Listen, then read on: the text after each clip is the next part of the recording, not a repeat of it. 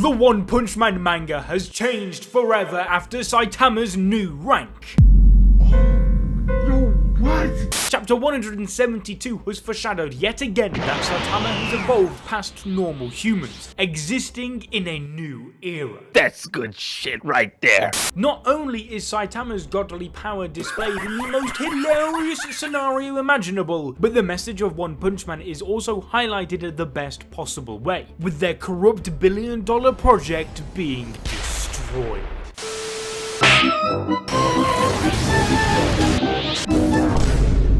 But you're probably wondering, wait a second, weren't all of the S-Class heroes going to die from radiation? We don't care. Well, with the Monster Association arc being completed after 5 years, the incident's immediate threat is gone. However, it isn't done and dusted just yet. The Hero Association has been working on getting the heroes to hospitals and checking up on the S-Class heroes for their radiation levels. Most heroes have left City Z to get some well-deserved rest. Saitama is rummaging through the debris to find his old apartment when out of nowhere, an overgrown rover has sneaked up on them. What the dog doing? This is the same dog monster that Saitama tamed, and he is returned as even this dragon level threat acknowledges the supreme power of Saitama via its instincts. Saitama being the apex predator, whilst stupid humans with their selfish egos and corrupt regimes don't realise this fact yet. Even Black Sperm, who's trying to get by and survive, sees this as an opportunity to become a pet and live rather safely as well. Thus he has to act like an animal, and so he chose to become Monkey. Go back! I want to be Monkey! The three then make their way to none other than Saitama's new crib. This is a new city created by the Hero Association to accommodate all Hero Association staff, A-Class heroes, and the rich. This is to recoup lost money from the aftermath of the Monster Association attack by selling luxury apartments to the wealthy who desire safety after the increase of monster threats. Those who have read the webcomic will know that this only makes the case for the Neo heroes even greater, as the regime of the Hero Association isn't sustainable. Because by taking A-Class heroes off the streets and cramping them all together just to protect the wealthy leaves people like us normal folk completely defenseless. Thus they've installed a high level of classism and discrimination onto the people by doing this. Even the A-rank heroes themselves are feeling like nothing but tools, as they learn only then and there that their free rent is so that they can be 24/7 security guards. The rich bastards even compare them to Doberman guard dogs. However, the association and those living there don't feel safe with the A-Class heroes, claiming that they are just human at the end of the day. They certainly can't be called absolute safety. They can wear themselves out or get into accidents. There's no such thing as absolutes after all. But it then states that that's only if you're talking about people, with the paneling further insinuating that Saitama has evolved past being just your average human and is the first instance of a new being entirely. Garou stated whilst facing Saitama that his power is absolute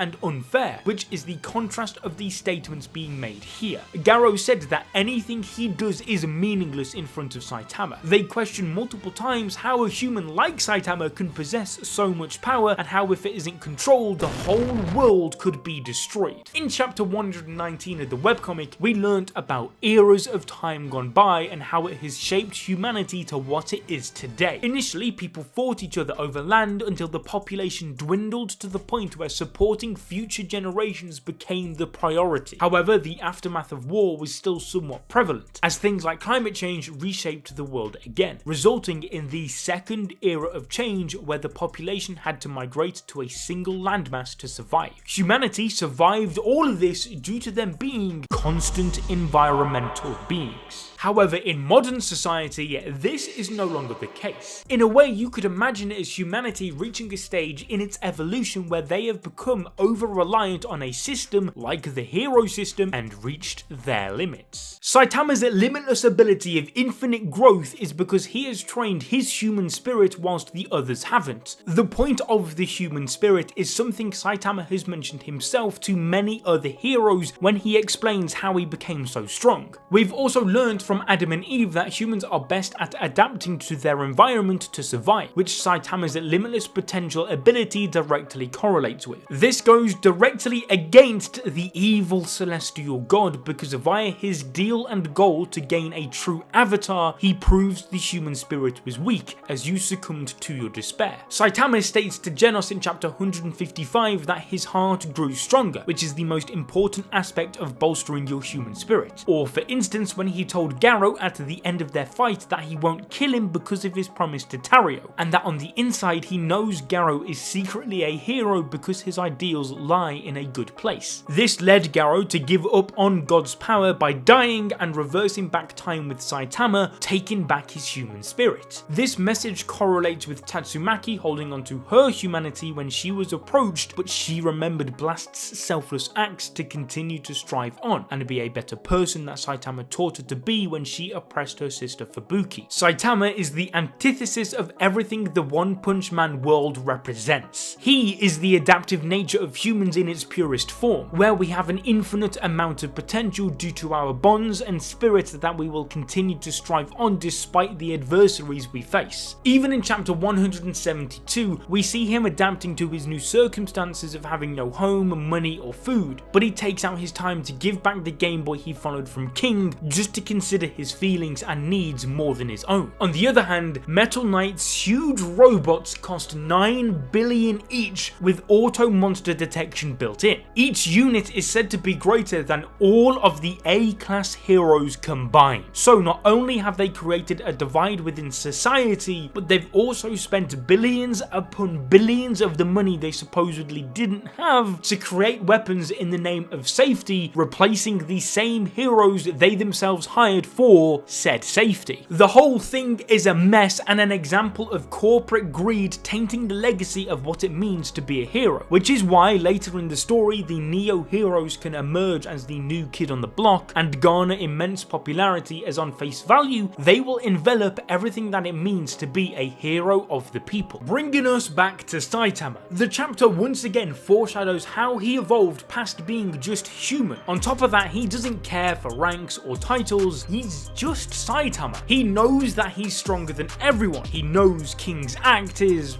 well, an act, but he still accepts him for who he is, not because he's the most famous hero like everyone else. That's why he offers him back his Game Boy despite it being broken. The Hero Association, presuming that robots are what is needed because humans have a limit, showcases their naive outlook. Rather than work to surpass their own limits, they just throw money at the problem and hope that it works out. But guess what? None of that matters because our boy Saitama destroys these expensive ass robots in seconds. Come on, man!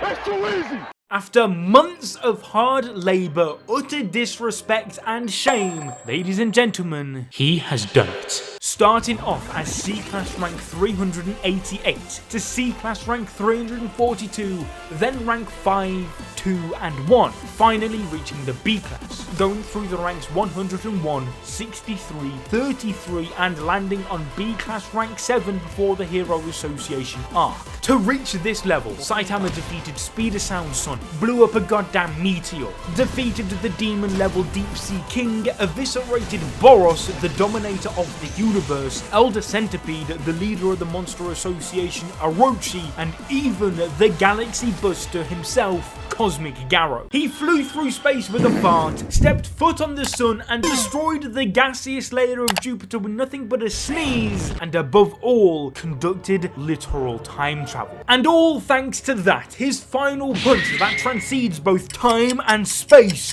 got him promoted to A-Class rank 39, the lowest possible rank. What? That means after saving the entire planet and universe on multiple occasions, Saitama is of equal ranking to the likes of you, him, her, and them. Whilst his rank is significantly low when compared to his feats, it's still progress. We all know just how strong Saitama is and how he has been overshadowed throughout the story via corruption. It is foreshadowed that Saitama is an indomitable fist that is an evolution of the human race, having the fists that can go against the celestial god that Garou mentioned in chapter 164. However, chapter 172 showcases Saitama's distance from reality once again, as Metal Knight's robots each scale higher than the entirety of A-Class heroes, but in comparison to Saitama, they equal a singular sip.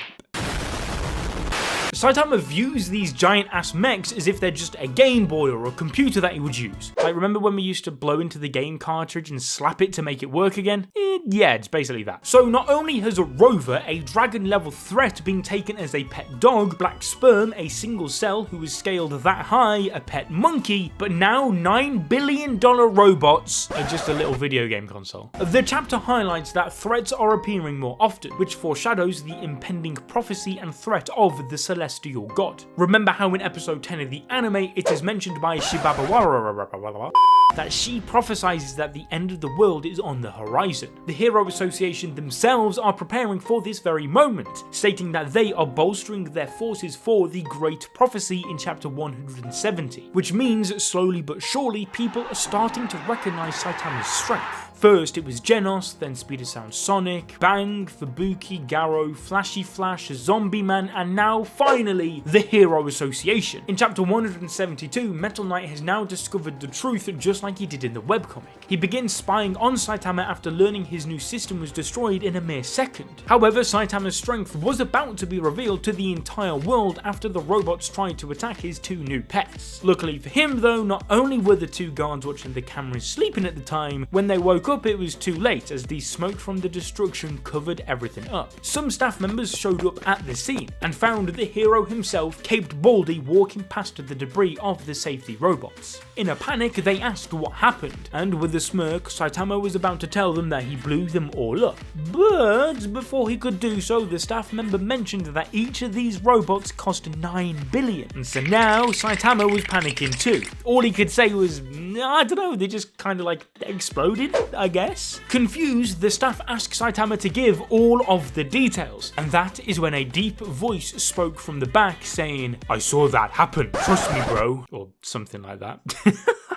This was of course none other than our beloved King coming in for the rescue. And so if it wasn't for that hefty price tag, everybody would have known just how strong Saitama is. But it's fine as the planet gets closer and closer to its final threat, the celestial being God. Saitama is bound to become more and more popular, and eventually when he defeats this being, the world will finally realize just how strong the hero they looked down on was, and how he had saved them numerous times, not seeking fame, money, or power. And if you'd like to know more about it, then click on this video on your screen right now, where we explain how people are becoming aware of Saitama's true power. Whether you like him and don't like him, there's nothing you could do about him because he's number one. And I just want to remind you all right now that we have some fire One Punch Man merch over on our website animedrip.shop that I think you're gonna love.